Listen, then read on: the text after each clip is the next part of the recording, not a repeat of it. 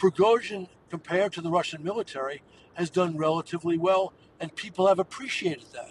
And Prigozhin, unlike most other Russians, has not been shy about pointing out the very bad way, the very incompetent way this war has been conducted. All of these things have given him legitimacy. President Putin's speech came as Prigozhin's private plane landed near Minsk, the capital of Belarus, and Russia officially dropped all charges of mutiny against the mercenary leader. Let's talk to John Herbst, who is a former US ambassador to Ukraine and Uzbekistan, and now director of the Eurasia Centre at the Atlantic Council. Good evening to you, John. Hi, good evening. Good to have you with us. So much uncertainty still about the situation in Russia, but what did you make of that speech from President Putin today? Well, it's a little bit of having your cake and eating it too. On the one hand, he talked about putting down this mutiny. He described it in graphic terms as a great danger to Russia. At the other hand, he confirmed that the charges of mutiny against Prigozhin have been dropped. So this is an interesting situation he's in.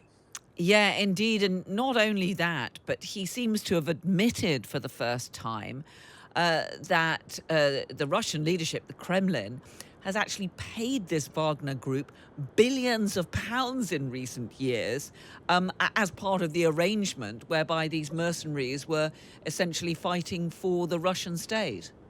Well, I don't know precisely what to make of that. Conceivably, that's true, and he just put it out there.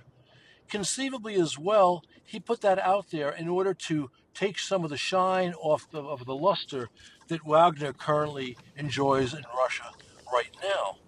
Keep in mind that Wagner has access to assets it owns, oil fields, diamond mines in the Middle East and in Africa. And we're reading in some of the morning papers here in the UK that some of President Putin's supporters are actually quite disappointed that he's apparently let Prigozhin and many of his Wagner fighters off, so long as they don't cause too much trouble, so long as they're not actually marching on Moscow, they can head off to Belarus, take their billions with them, and continue to carry out their activities elsewhere. Well, it's true. Some of the super patriots have made that point. But one of the reasons why Putin did this, besides trying to, tamp down a potential coup, is that Wagner actually, and Prigozhin in particular, have a legitimacy in Russia that the state officials responsible for the war, the Minister of Defense, the top general, do not have. Because one, Prigozhin is seen as having been relatively effective as opposed to the regular Russian army. And two, Prigozhin has not hesitated to point out that the emperor has no clothes, whether in saying that the army has performed miserably in Ukraine, or saying even the reasons for going into Ukraine with a large invasion were false.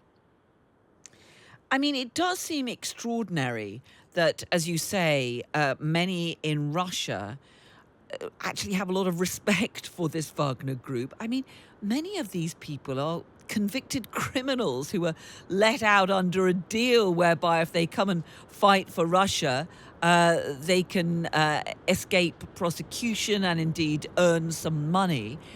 And indeed, some Russian citizens presumably would be very concerned about having people with such dubious reputations having such sway over the Russian military.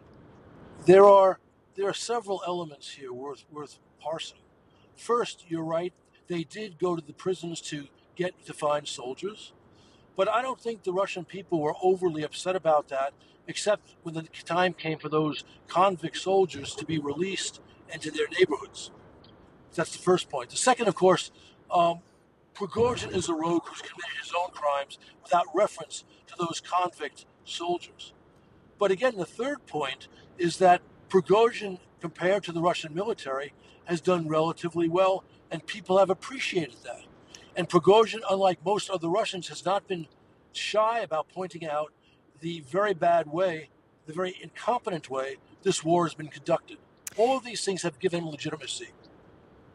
Not only has he been critical of the incompetent way in which Putin has prosecuted the war in Ukraine, he also appeared to dismiss Putin's entire case for his military action, as he likes to call it.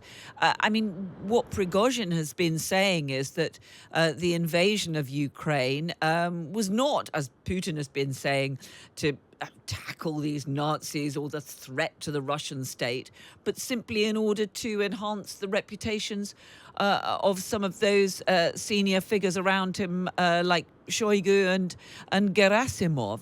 I mean, what do you think those comments will do for public support for the war?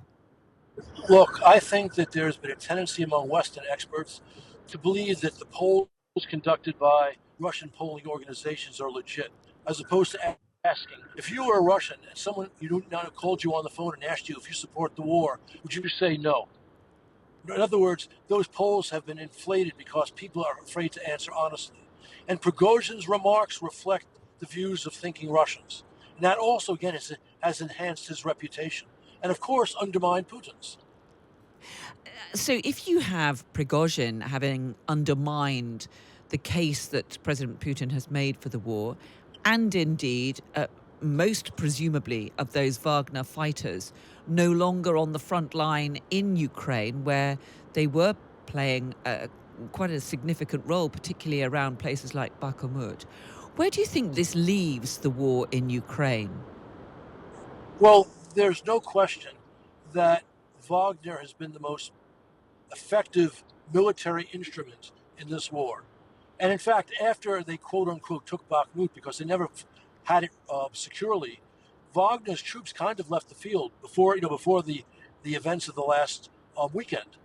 And so that already weakened the Kremlin position in Ukraine. And it looks like the Wagner troops are not signing up with the Ministry of Defense, which is part of the deal, which means that the military position of Russia and Ukraine is not going to become enhanced. So that's a negative. And also, the whole affair has, I think, added to the already demoralized condition of Russian troops in Ukraine. Yeah, I mean, we know that many of those troops on the front line are already pretty demoralized. There have been a lot of complaints about the chains of command, about why they've been left out in very vulnerable positions and so on. Correct. Do you think that this could lead to, a collapse in the strength of the Russian forces, even in some parts of the front lines where they've been dug in along the east of Ukraine? I hesitate to predict a collapse in the Russian forces in Ukraine, but it is a plausible outcome. It's just hard to imagine when it would happen. Look, those troops have not been properly prepared. They've not been properly equipped, properly fed, properly clothed, and they know that. And at some point, all of this could lead to a complete collapse in morale. And we saw a little bit of that in Ukraine's counteroffensive near Kharkiv last summer. But to predict that would happen to the whole front, I hesitate. But again, I would not be surprised if at some point it did in fact occur.